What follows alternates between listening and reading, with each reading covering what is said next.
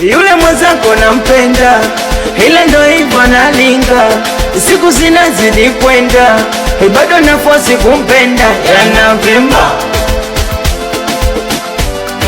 ananivimbia, anavimba, ananivimbia. Tatizo posti zake nikizionaga moyo unashtuka, kwa uzuri wake na isiso mimi tu wengi wanamtaka.